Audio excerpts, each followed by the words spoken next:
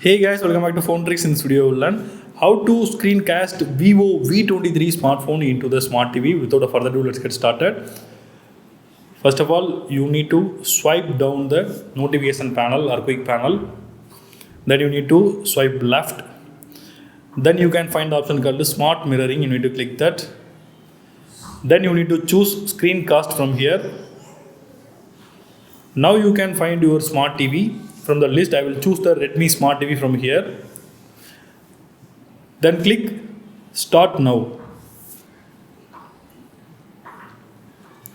Now the phone display is displayed into the TV. You can see. You can play games, or you can view the gallery photos, or you can watch the videos from your phone to your smart TV. So it's a very useful feature. So that's all guys. I hope this video is very useful to you. If you like this video, hit thumbs up and do subscribe our channel for more updates. Thank you.